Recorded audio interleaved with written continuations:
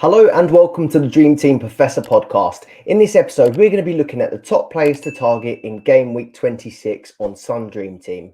So we're going to start off by looking at the fixtures. Now, this isn't all of the teams. This is just most of the teams that I think have sort of credible players in them that you might want to put into your team. And the fixture grid that I've got up on the screen here, if you're watching on YouTube, is the fixture grid from ffstuff.co.uk. And their Twitter handle is at FFSTUFF3. So you can check this out. It's completely free. So we start off with Manchester City, and on this fixture grid, I've just tailored it so you can move the arrows around so you can see the fixtures that are left for March. We're mostly going to be focusing on the fixtures left or the fixtures for this weekend. But it is good to have a bit of a broader outlook looking at the rest of the fixtures for the month if you are going to be bringing in a player. You don't really want to be bringing in a player just for 2 games or just for 1 game. So it does help to look at the games they've got going forward. So starting with Manchester City then. So in game week 26, they're away at Crystal Palace and home to RB Leipzig in that Champions League game. They then go on to play Burnley at home in the FA Cup, and then they have Liverpool at home as well. Liverpool, so they've got 2 fixtures as well this game week. They have Bournemouth away and that massive Real Madrid away clash, which is going to be a really tough game. I really doubt they'll be able to overturn that last result. But if they can score some goals in it or play quite attacking, it might make them a good team to target. So I'm going to leave them up there as well. Chelsea just have the 1 fixture this game week in game week 26, and that's away at Leicester, who haven't been great lately, and Chelsea are back-to-back wins now as well. So this could be a good one to target, but I do really want to be looking for a player that plays twice this game week, ideally. Then Manchester United, so they face Southampton at home, and then they have the away leg against Real Betis. Obviously, they got that win yesterday, so they're in quite a good position for that one. So Man United as well, they've got 5 fixtures left for the month. So they have the joint most fixtures left with Brentford in 5, and Brighton also have 5. So they look like a real good team to target, and their fixtures are still pretty good. So Southampton, Real Betis, Fulham, Newcastle, and Brentford. So really, really good fixtures for Man United still.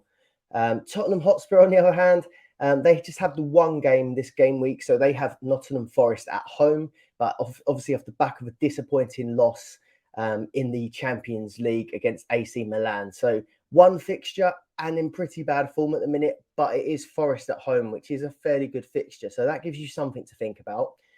Arsenal, they have 2 fixtures. They have Fulham away and they have Sporting at home in the second leg of their Europa League game. I wish it was Champions League. So Fulham away and Sporting at home, and it was 2-2 in that first leg, so all to play for still in that second leg. And then Crystal Palace and Leeds are the other 2 fixtures they have, both at home as well. So the fixtures, Fulham, Sporting, Crystal Palace and Leeds, all do look fairly good still for Arsenal. It does get tougher in April, but could be a good time to capitalise on them in March. West Ham, so they're a bit up and down at the minute. They've got 4 fixtures left for this month, and they have 2 fixtures this game week. So they have Aston Villa at home, and then they have the home leg of their Europa League conference game against AEK Larnaca. So 2 fairly good fixtures there. There's a little bit of rotation in the Europa League conference, but still 2 fairly good fixtures. They've got a blank thrown in there in the middle, which is a bit annoying. But then they face Southampton at home and Newcastle at home. So pretty good fixtures for West Ham. Brighton Hove Albion, they've got 5 fixtures, like I said, joint most with Brentford and Man United. And Brighton have a really good run, actually. So they're away at Leeds and at home at Crystal Palace this game week. So 2 good games there. They then face Grimsby in the FA Cup at home. They have Brentford at home, and then they have Bournemouth away. So Brighton do have some really good fixtures there. A bit more out there with the players that you might want to pick from that team. But still, if you're going for fixtures, they are pretty good ones to target. Newcastle, they've really fell off at the minute, but they've got 4 fixtures still in March. They have Wolves at home. They have a blank in midweek. Then they face Forest away, Man United at home, and West Ham United away. So a bit of a mixed bag there. The first 2 fixtures look fairly good, but Man United at home and West Ham away could be fairly difficult games when you're not in great form yourself. And then Brentford, like I said, have 5. They face Everton away and Southampton away. So 2 away games, but they are good fixtures. Then they face Leicester at home, Brighton away, and Man United away. So still fairly good fixtures for Brentford, and they've got a lot of games, but there aren't that many players that I'd like to target from these. But we're going to go through all these one by one and break down the top players to target from each. So starting with Manchester City then, and I'm going to go with Phil Foden first as the best player to target. But there are strings attached to this one. So he's been flagged as having a slight injury doubt, plantar fasciitis, a flare up with his foot, basically. That was flagged on one of the injury websites. It might have been Ben Dinnery potentially. But the sort of return date was around this weekend, so he could still be okay for it. And I think it'll be a case of checking the squads, checking starting lineups to see all the latest news to find out if he is going to be starting. If you've got him in your team already, you'll be waiting just to see whether or not you might want to take him out. But if you haven't got him, I definitely wouldn't be bringing him in ahead of the fixture. But that being said, he's had a really good run of games for Manchester City at the minute. So his last 3 games, he's got 3 Star Man Awards, 4 goals and 1 assist. And he scored 15, 17 and 13 in those games, which is a total 45 points. So absolutely smashing it at the moment, Phil Foden. And he seems to be taking minutes actually off of that right-hand side, which was Riyad Mahrez.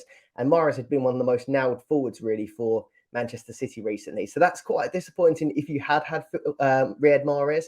But if you were savvy enough to bring Foden straight in when that happened, or I think it was actually Kevin De Bruyne that was dropped 1 week and Foden come in, and you switched Foden in for De Bruyne or Foden in for Mahrez, you really have shot up the rankings with those points. So a really good move if you've done that already. And I still think he's a fairly good player to target going forward, just if he is fit and he is in that starting lineup.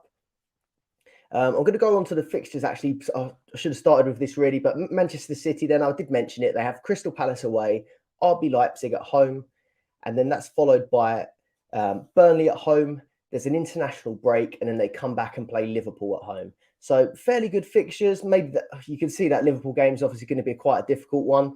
RB Leipzig at home, the away leg was 1-1. I expect Manchester City to get through that home leg. And their team form is looking pretty good at the minute. So I've got this off of the FOTMob website. They had a 1-1 draw with Nottingham Forest, had a 1-1 draw with RB Leipzig. Then they beat Bournemouth 4-1, and they were probably unlucky not to keep the clean sheet in that one. Then they had the 3-0 win against Bristol City, and then they had a 2-0 win against Newcastle. So back-to-back clean sheets for Man City in what was a pretty shaky defence at times. Well, not shaky, but they just seemed to be conceding all silly chances. The last time they kept back-to-back clean sheets was all the way back when they faced Arsenal in the FA Cup. I think it was Arsenal and Wolves was the last time they got back-to-back clean sheets. So, yeah, if you've got defenders or you're targeting defenders now might be a good time. They might have turned a corner. But we'll go on to Riyad Mahrez. So Riyad Mahrez, I'm going to put him there still as a player to target. It was disappointing that he didn't play against Newcastle. I kept him in my team anyway, just because he done well in that RB Leipzig game, and they do like to play him in these Champions League fixtures. So I think he'll definitely get that RB Leipzig game. And because he was totally rested against Newcastle, I still do think there's a chance that he might get that Crystal Palace away game. So if he can get 2 fixtures in a week, I do think that will be really good. In that RB Leipzig game as well, he did score and get the star man. So I do think they'll probably use him for that one. And if they can just start him against Crystal Palace, I think it'll be a good one to keep for me. But yeah, we'll have to wait and see what the lineups do. And I'm still not quite sure what my plan will be if he is dropped for Crystal Palace. I may be tempted to move him on if that is the case, maybe for a Foden, or I was going to say Grealish, but I don't think I'd go for Grealish at this time. I mentioned those back-to-back clean sheets. And like I said, that's the first time they've done it since back when they faced Arsenal in the FA Cup. I'm getting a little bit worried now. So I took Ake out of my team at the end of last month, and all it's taken really is for Manchester City to get 2 clean sheets. And now I'm starting to get a little bit worried about not owning them. They seem to have got a bit more settled in their choices at the back, a bit less rotation. Their last 2 games were fairly similar. So they had Rico Lewis, Diaz, Akanji and Ake for Bristol. And then they had Walker, Diaz, Akanji, Ake for Newcastle. So it was only Walker and Lewis that were changed in those 2 games. So I think they might start to keep a core of that. But the only thing is they do still have Laporte and Stones both on the bench for that Newcastle game. There is a chance that one of those two might come in. It's just deciding, it's just taking a gamble really on which defender you do choose from Manchester City. There's always a risk that they could be rested. If budget isn't an issue for you, I do think that it looks like Diaz is probably the most nailed player in that Manchester City defence. At about 5.7 million, it's really quite expensive. So I honestly don't think that he is worth 5.7 million when it comes to the points he scores. But it's whether you think he's worth it for nailedness almost. But Ake at 4.2 million, I think he's plenty good enough as an alternative, quite a bit cheaper, and he's probably going to get a similar amount of points. So I still think Ake is probably a good option as well. If you didn't care about budget and you had plenty and your team's plenty good enough, I think I would go for Diaz. But if you still got to keep a little bit of budget behind and you're trying to be a bit savvy, I do think Ake is a good option too.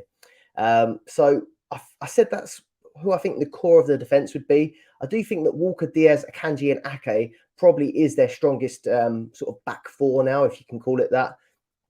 But Walker's been a naughty boy in midweek or last weekend. He allegedly has been exposing himself. So I don't know if Pep will take too kindly to that one. So I'm going to say that I think that Rico Lewis might be starting again with Diaz, Akanji and Ake. So Walker might have just, worked his way out of the team with that little indiscretion there. So I think we might see Walker dropped. We'll have to wait and see. There was a rumour going around on Twitter that he wouldn't get punished, but that his contract talks had been put on hold. So we'll have to wait and see. It's all just speculation, but I think we might see Lewis come in for this one. So just to quickly summarise that one, I think Phil Foden and Mahrez in midfield are the two best options. De Bruyne has gone off the boil a little bit, so I probably wouldn't be looking to bring him in specifically for this run. But I am going to keep him I'd keep him if I had him in my team. I do have him in my best couple of teams, so I'm going to be keeping him. And obviously Haaland is Haaland. You have to keep him in your team, in my opinion. And then in defence, I think the best option, if you're not caring about budget, is probably Diaz. But then I think Ake is plenty good enough as well. On to Manchester United. So an up and down week for them. Obviously, they lost 7-0 at the hands of Liverpool at Anfield, which was a ridiculous result. But I'm not going to read too much into it. And I think I'd be willing to write off that Liverpool game if I had Man United players. Obviously, if you had a full block or multiple players in defence, your team took an absolute battering. But they're so highly owned that I don't think it made too much difference. When it comes, I mean, you might have lost a few places in your mini leagues, but I think most people are in a similar boat. But then they bounced back with a 4-1 win against Real Betis. All is forgiven. Bruno was getting pelters, but he had a great game. Rashford's back on the score sheet as well. So I think that 4-1 win against Betis was enough to help you forget about that Liverpool game. Maybe not if you're a Manchester United supporter, but if you had dream team players, I think that was enough to help you get over it. So one thing I would be concerned of with Man United is there are no clean sheets in their last 3 games, but they face Southampton next at home, which I do think is a very good fixture to target. And then they've got that second leg against Betis. I don't think Betis looked that good, so I think there is still a chance that they could get a clean sheet in it, but you would have probably favoured getting a clean sheet at home, to be honest. So I'm going to start with Rashford then. Obviously, he got that goal against Betis. His form has slowed down a little bit, but he is still a really good option in that striking role. And him, Haaland, Kane, Salah are looking like the best options. There's a few more out there ones in Ivan Toney, for example, but I still think you're going to want to have Rashford in your team. So I'm going to start off with him. And like I said, they've got good fixtures going forward as well. So Fulham at home, Newcastle away, and Brentford at home. I expect him to still get a good amount of goals in that one. And then Bruno Fernandes. Obviously, there's a bit of a witch hunt out for him after that Liverpool game, sulking, rolling around on the floor. But no one had a good game in that one. So whether or not you think he should be the captain of Man United or any of that stuff, he's still a really good player to own on Dream Team and still a really good player. He had a great game against Betis. He got a goal, assist and star man. He's the highest scoring midfielder in the game now on Dream Team, and he's overtaken Kevin De Bruyne. He's got 8 goals, 12 assists and 29 7 ratings. So really, really consistent when it comes to getting those rating points. And whether or not he rolls around on the floor or you don't like his face, he's a great dream team option. So still, I think he's a great person to have on in midfield. And then from defence, I'm going to say Luke Shaw. He obviously had a bad game against Liverpool. Everyone had a bad game. I think maybe apart from Dalot, I think Dalot got a good rating somehow against Liverpool. But yeah, everyone had a bad game against Liverpool. So I don't think you can read too much into that one. You just got to take the minus points. But he did bounce back against Betis and he got his 6th assist of the season. He's the 3rd highest defender now on the game, just behind Trippier and Fabian Schär. And he really is closing on Fabian Schär now as well. So he's going to be right up there. I don't think he'll catch Kieran Trippier, obviously. But yeah, he's having a really good season nonetheless. So I think Shaw is probably the best option to have for Man United. I don't think there's anything wrong with having Martinez. I've got De Gea in goal. But one thing that is looking a little bit annoying now is Dalot came off at half-time in that Betis game. I don't think it was an injury. You'll have to look into it a bit further, but I think we're going to see a lot more of that. It seems like a common thing is Wan-Bissaka and Dalot sharing minutes. They're both having really good seasons. So I just think if you own either Dalot or Wan-Bissaka, there is a minutes risk there. And if they're coming off early, there's slightly less chance that they're going to get those 7 ratings. They'll get the clean sheet points if there's a clean sheet, but that is one thing to consider. And then I'm just going to finish up with Anthony. Now, he's not for me. Personally, he actually really reminds me of Pepe, the way he plays. And I don't mean that as an insult, but he's one of them. He doesn't really seem to do the off-the-ball stuff as well as the rest of the team or as the manager would like. But he just comes up with absolute moments of magic. And it was a really good goal against Betis, and he could have had more goals as well. He just is so inconsistent when it comes to Dream Team, though. He's got 6 goals and 1 assist so far.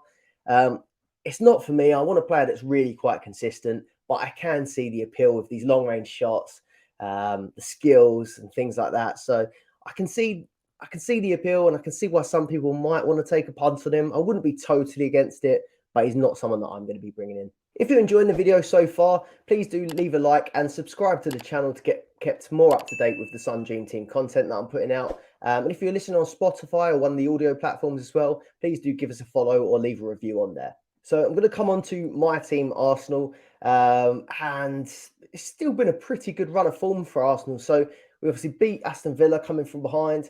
We got the win against Leicester, clean sheet, 4-0 win against Everton, clean sheet. That crazy win against Bournemouth. So that 3-2 win coming from behind. If I had to pick a fault in it, is that if you went for Dream Team players, you probably would have expected maybe a clean sheet in one of these 2 games. 3-2 against Bournemouth and 2-2 against Sporting. So disappointing if you did have Arsenal defenders for that. I brought in Gabriel. But the fixtures are still looking good. So Fulham away from home, Sporting at home, Crystal Palace at home. There's the international break, and then we're home to Leeds. So I do think that's still a really good run, and I would like to capitalise on this in March because, like I said earlier, the run in April for Arsenal does get a lot trickier. So I'm going to start off with Saka, quite an obvious pick. I'm not sure how, but he managed to star man against Sporting, and I thought he was kept pretty quiet.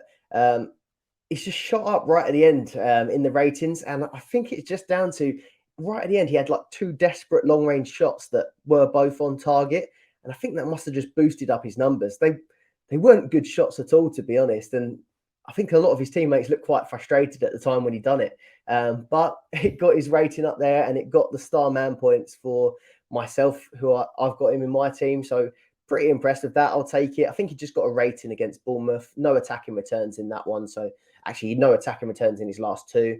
His last attacking returns came against Everton. He got a goal and an assist in that one. So he still probably is the best attacking player to get in that Arsenal team.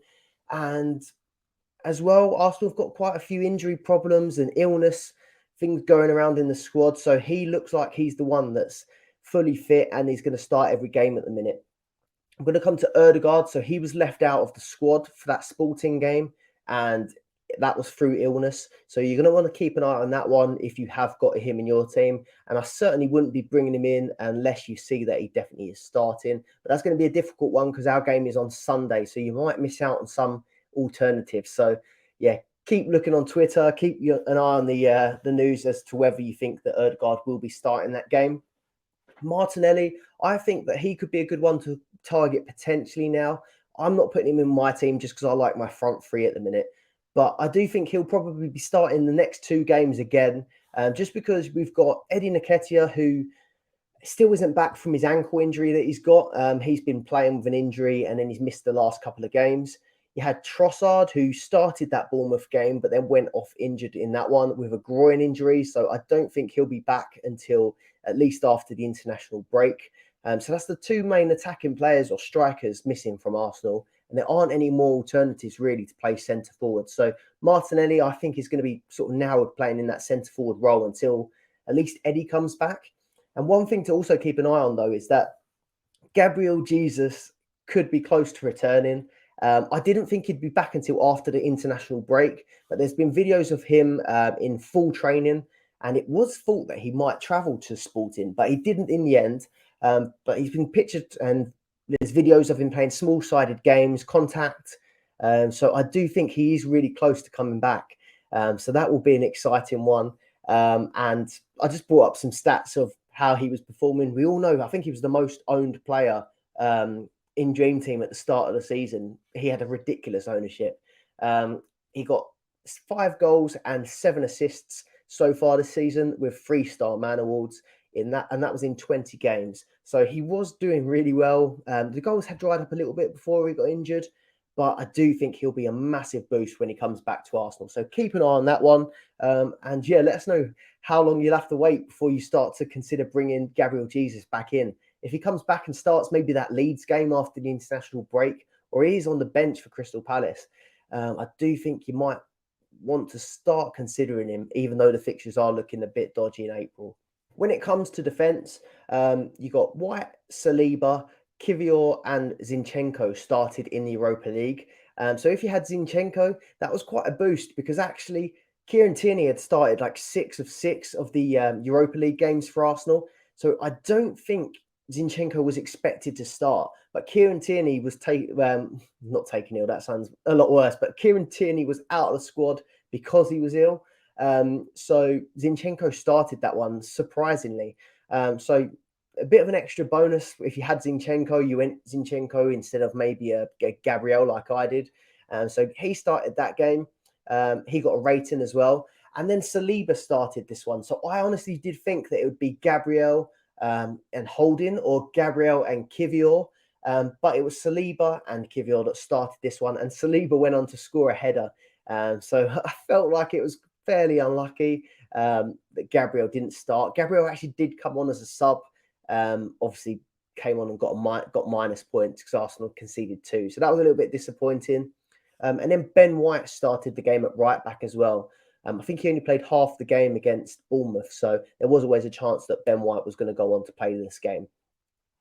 One thing that I'd noted down that I didn't really put into my planning when I thought that Gabriel might start Europa League games. Gabriel had started the majority of the Europa League games alongside Rob Holding. And that's something that I thought that might continue, or Gabriel would continue and Saliba would just get the Premier League games.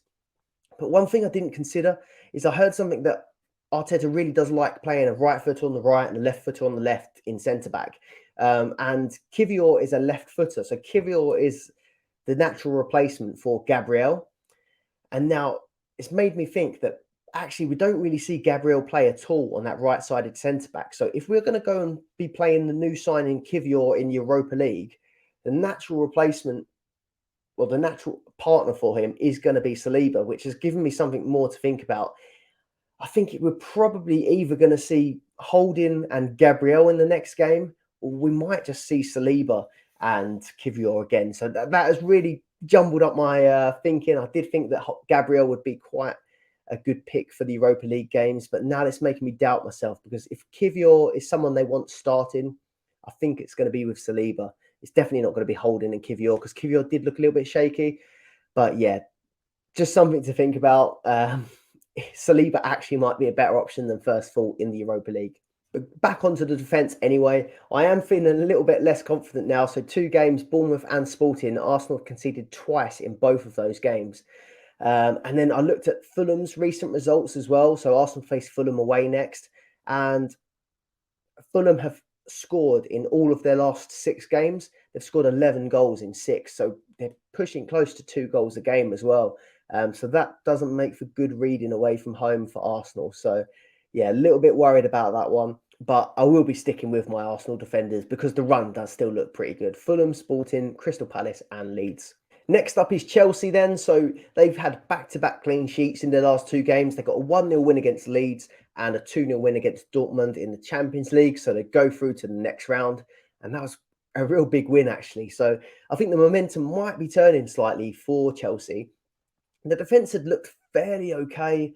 They weren't conceding that many goals. They weren't scoring that many goals. But they've managed to turn it a little bit now. So back-to-back wins. They do only have the 1 game this game week, which is away at Leicester. So I don't think that's really good enough to specifically target. But after that, they don't have a midweek fixture. But then on the 17th, they have Everton at home, they have Villa at home, and then they have Liverpool at home. So Everton at home and Villa at home, they could be 2 good games to target potentially. And the players that I'd be looking at, those wing backs. So those wing backs, Reece James, I really liked the look of him ahead of Leeds and Dortmund. But then the reports came out that he had a slight hamstring injury and he wouldn't play Leeds. So that was disappointing. And I decided to not go with Reece James. He then came back for that Dortmund game and obviously kept the clean sheet there. And something to think about is that obviously Havertz had that first penalty. And then when the retake came as well, Reece James was kind of hovering about. And after the game, obviously Havertz went on to take it anyway, the retake. But after the game, Potter said somewhere along the lines of, after Jorginho's left now for Chelsea, it's sort of between Havertz and James to sort it out between them who takes the penalties, which is something I really didn't expect. So I still think Havertz is probably going to be the taker. He's the attacking player. They love getting the goals, don't they? They love taking the penalties. So I think Havertz probably will step up. But they do have a lot of options, Chelsea. So if Havertz isn't on the pitch and James is, there is a chance, there is a small chance that we could see Reece James taking penalties, which is pretty crazy. But like I said, with James, there's always that feeling that he's going to miss. If he has 2 games a week, that he could miss one of them. So it's a bit annoying, but if he can just keep fit, his average points per game is 3.9 at the minute. So pushing 4, and that is a really good score, to be honest. That's right up there in the defenders on the game at the minute. And he only has 2 goals, 2 assists so far. But if he can stay fit, and it's a massive if, I had a look back at some of his previous seasons, and in 21-22, he got 6 goals and 10 assists. So if he just can stay fit, we know he is a massive threat, but it's just such a big if. But someone that I can't say I really thought about was Chilwell on the other side. So obviously they got Cucurella as well, who could play left back or left wing back. But actually, he's been used more as sort of that left-sided centre-back when they play a back 3. And Chilwell's been given that wing-back role to get forward. And when he does, he is really dangerous. He got an assist and 10 points against Leeds. And he was unlucky not to get an assist, really, in that Dortmund game. He sort of played the cross across to Sterling, who fluffed his first chance and then sort of took it down and then scored, which it didn't go down as an assist. It's clutching a bit as well, but he sort of, I think he won the penalty for Havertz, kicking it against someone's hand. So he's in amongst it. But I do think he could be a good alternative maybe to James if you really did want to have a Chelsea defender.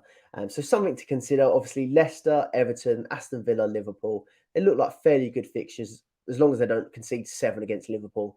But up front, reason that I didn't like the forwards for Chelsea is that they just kept chopping and changing all the time. But now they've had back-to-back games, back-to-back wins, where they've started Felix, Havertz and Sterling.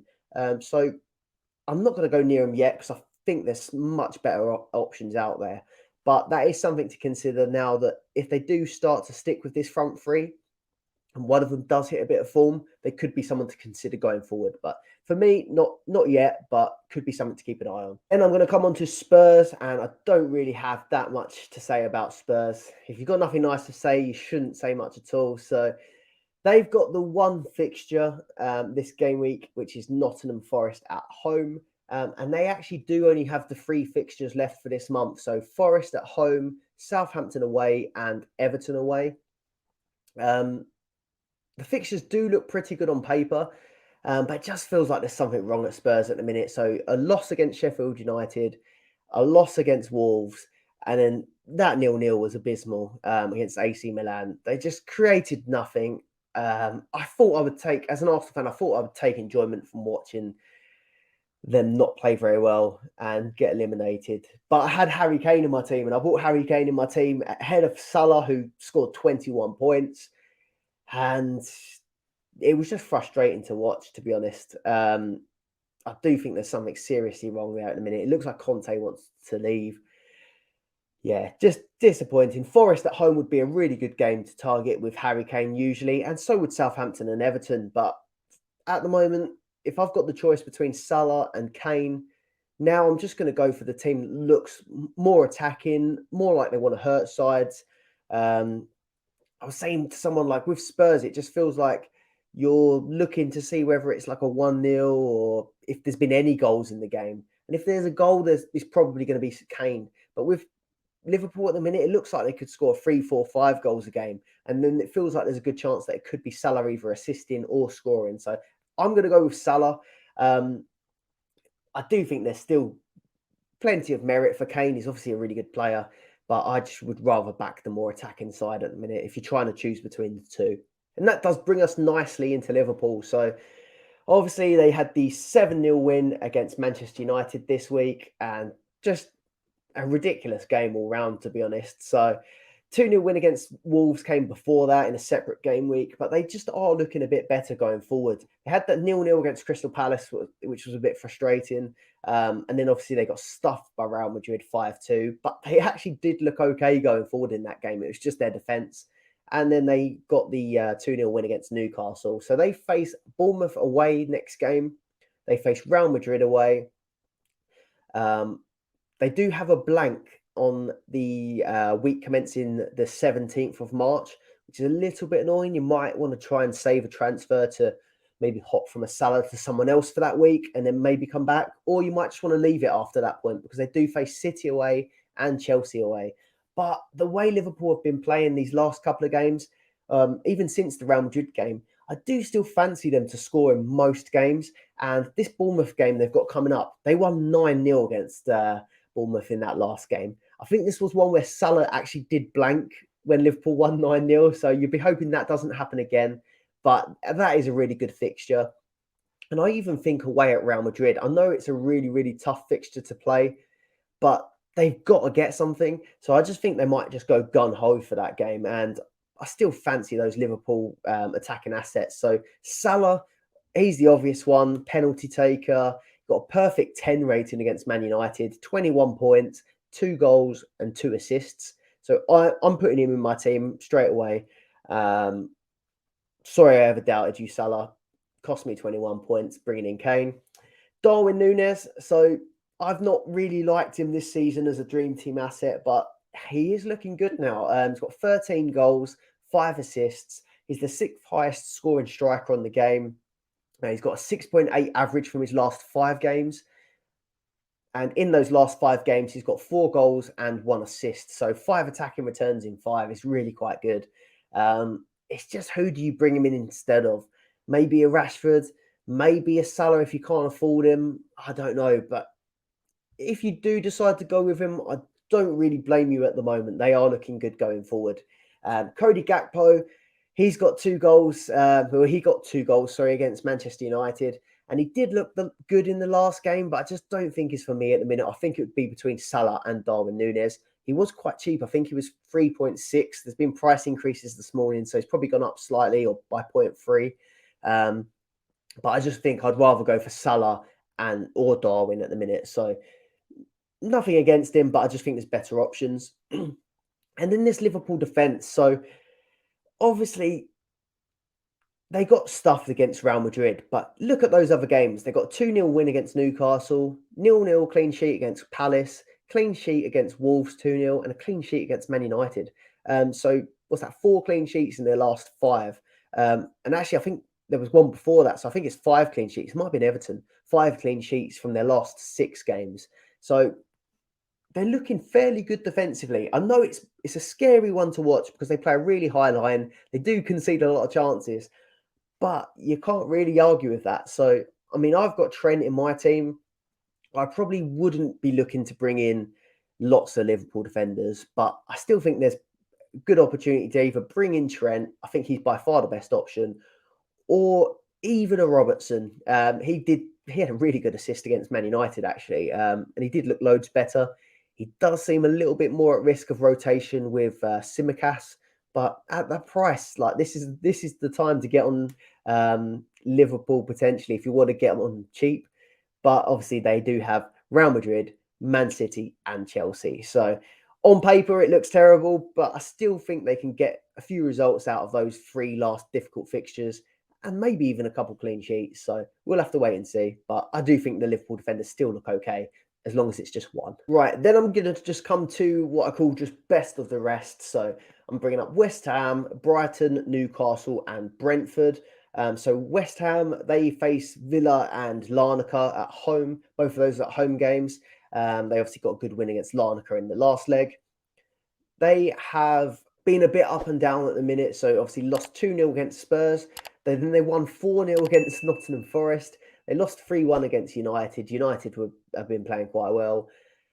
4-0 against Brighton, though. That was a really poor loss then for West Ham. And then they went on to win 2-0 against Larnaca in the last game. So it's really up and down at the minute. Antonio got 2 goals against Larnaca, but I still wouldn't be tempted to bring him in because I think Danny Ings is going to be the player that plays the Premier League games.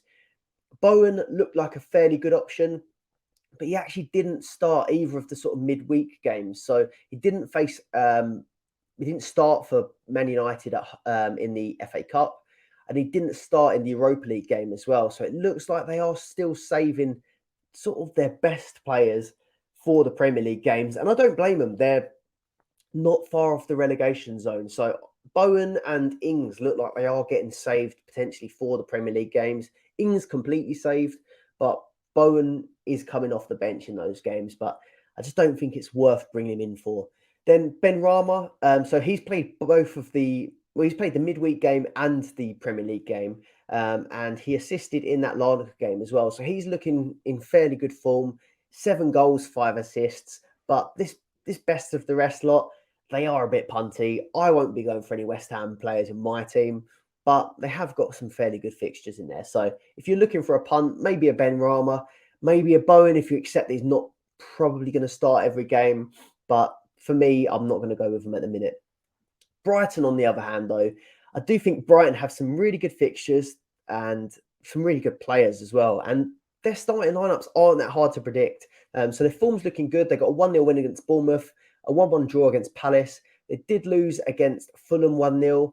They beat Stoke 1-0, and then they smashed West Ham 4-0. And I think they're real danger men, and the choices are between Matoma, McAllister, and March. So 3 really attacking midfielders with good outputs, really. Matoma, I think, is the best option. If you watch regularly, I've had him in my team this season, and he was really good to own. In his last 5, he's got a 6.2 average, and I'm going to use this just to compare them. There's loads of stats you can compare, but I think the last 5 averages are probably a fair reflection. So Matoma's up there with 6.2. McAllister, he's on 3.4 points per game on the last 5. He does take penalties, which is a big bonus for him, and I think he does take free kicks as well. So McAllister is a good option. I'm going to say he's the second best option. And then March. See, March has got a 4.4 average in his last 5 games, so he should be ahead of McAllister. But I just think with March, it looks like it's a bit harder to predict when his points are coming. So Matoma's been scoring really regularly, and March has hit big numbers, but he hits big numbers and then gets a few blanks. So I'm going to rate him in that order, but I don't think there's much between them. I think there's a justification to have either of them, to be honest. So I just think McAllister sways above March for me just because of the pens at the moment. He did get a pen against against West Ham, which Matoma won. So Matoma is the best option. I wouldn't go any more than 1, but I do think they could be worth a go this month because they've got 5 games left too. Then Newcastle, so I'm putting them here, but I don't really feel that confident about them, to be honest. And if you look at their last run, they've got 3 losses in a row. Granted, they were Liverpool, Manchester United, and Manchester City. They got a 1-1 draw of Bournemouth and a 1-1 draw of West Ham, though, as well. Their clean sheets have dried up. Their last clean sheet came 7 games ago when they were one of the best teams to target for clean sheets. But the fixture run hasn't been great, so we could let them off there. But their attacks are not really working out as well. They're not scoring goals. They're not keeping clean sheets. So for me, I'm not going to target any of their players.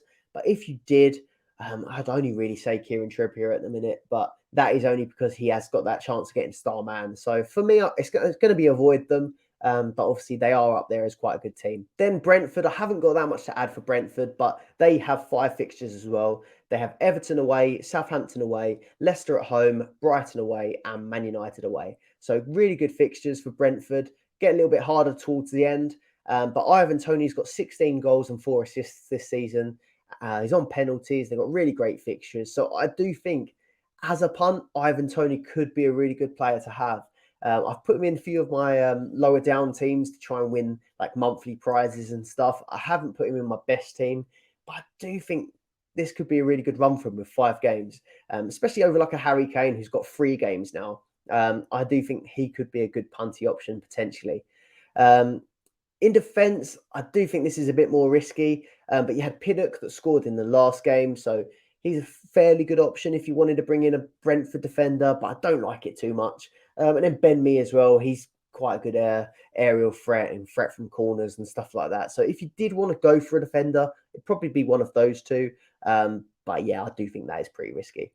Right, now onto my team updates then. So this is my vlog team, and I did recover quite nicely after the initial pain of the Man United thumping against Liverpool. I come back to get 33 points in total, but it did start really badly. So I had De Gea in goal with a -6.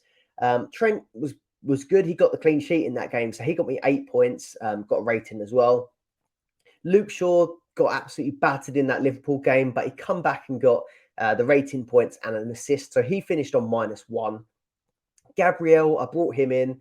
I expected better from Bournemouth at home and Sporting away. He finished with a -2. So that was a really disappointing transfer for me. That one didn't quite work out, but I'm willing to keep him a bit longer.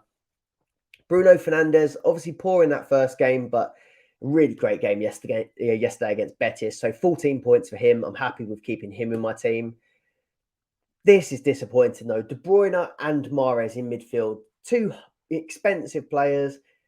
And Newcastle at home looked like a good fixture as well. De Bruyne got no points. He came off for Bernardo Silva in that game, and Bernardo Silva scored instantly, which was so annoying.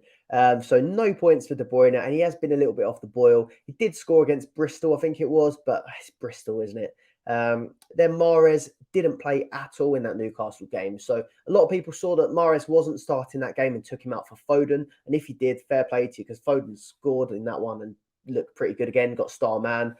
I wanted to stick with Mahrez just because I know part of the thing of owning Mahrez is that is a risk. He gets rotated and then he plays the next game and scores. So I'm willing to stick with him a little bit longer. He's got 2 fixtures this week coming.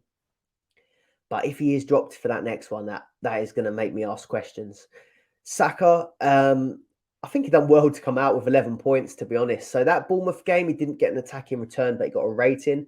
And then he somehow snuck star man against Sporting Lisbon. So fair play, 11 points. I'll take that all day long for a week that looked pretty quiet for Saka, in my opinion. So yeah, I'll take that all day. Rashford, 8 points. Obviously, Liverpool was a write-off, but he come back and got that early goal in that Betis game. So he's going to stay on my team. I've said enough about Harry Kane. I took Mohamed Salah out of my team in the last game week, and that was because Salah had just the 1 game against Man United, which didn't look great on paper, I didn't think. And then Harry Kane had Wolves and Milan, so I thought it was a 2-for-1. But 21 points from Salah, two goals, 2 assists, star man, perfect 10 rating. I messed that one up big time, didn't I? So Harry Kane, get out of my team. I'm bringing Salah straight back in. Kane might do the business against Forest, but yeah, we're through. We're through in this team. And then Haaland 1 point against Newcastle. It's disappointing. He hasn't been smashing teams like he normally does, but I don't dare bring him out. So looking at this team then, yeah, it's not been a great week. Like I said, I've already done that Salah in for Kane move anyway. I'm willing to give Mahrez 1 more week. Kevin De Bruyne is a concern, but I'm not ready to take him out. And I just am a little bit worried about that City defence now. Now they've kept back-to-back clean sheets. I took Ake out for Gabriel. I'm starting maybe to regret it because City are looking good at the back. They face Palace as well next, and Palace really haven't been good. So I might start to think of a way to maybe get a City defender back in. Should never be too stubborn to go back. So yeah, that's my team at the minute, and this is what it looks like going into the next game week. Trent's got good fixtures, apart from Madrid, maybe away. I think Man United fixtures are fine. Arsenal's fixtures are fine. I'm just worried that they won't keep the clean sheet there. Bruno looks good. Please, I need something from De Bruyne and Mahrez. Saka, I think, looks fine for those fixtures. And then my front three, I think, look good at the minute. So Rashford, Salah and Haaland all got doubles this week. So hopefully we can get quite a few points there. And so this team's on 1,758 points in total. Despite having a not great week, my team went from 863rd down to 779th. So a little bit of a decrease in rank. So I'm fairly happy with that. Still inside the top 1K, and I think it could have been a lot worse, to be honest. So fairly happy with that. And I've got 3 transfers remaining out of 5. And yeah, it was... Well, Ake to Gabriel was last month's transfer. And these 2 transfers I've used is Kane to Salah and Salah to Kane, or the other way around. So, yeah, 3 transfers left. I think I'm going to hang on to it. I'm going to try and get through 1 more week without making any changes. We do have an international break coming up as well soon. So, I want to keep some behind just so I can react to any injuries or fitness problems. So, I'm going to leave it like this for now. Then in my second team, this one got me 58 points, which is quite good for that game week. The total's 1,682, and the rank went from 3.8k to 3.5k. I've got 3 transfers remaining in this one. David De Gea got battered in goal, -6. But I did have the City semi-block of Walker, Diaz and Ake, so it got me 5, 8 and 4. De Bruyne, he was disappointing, like I said. Saka, Fernandes, obviously done okay. And then in this one, I did bring Phil Foden in for Akanji as the last transfer from my February allowance. So Foden's obviously done fairly well for me, but I might have been a bit better off doing it for De Bruyne potentially, but I couldn't have predicted that. So I'm fairly happy still with that one. I did Mahrez to Saka actually last week when I did see that he was dropped. So that one worked out fairly well as well. And last night I did David De Gea to Ederson. I thought I may as well complete this Man City block. And De Gea obviously was going to go down, getting a -6. I did keep Kane in this team reluctantly just to differentiate it from the other team. I will feel a little less bad if Kane does go on to do well against Forest. At least I'll have him in one team, but I'm not overly happy about it. So this is the team going into this weekend. I've got Ederson in goal, and exactly the same as I said. Walker, Diaz, Ake, De Bruyne, Foden, Saka, Bruno, Haaland, Kane and Rashford. That is everything for this episode. So good luck this week with your teams. And like I said, if you've got any Dream Team questions or want my opinion on anything, please do leave a comment below and subscribe to the channel to get kept up to date with more Sun Dream Team content. If you're listening on Spotify, please do give us a follow on there as well, and we'll see you on the next episode.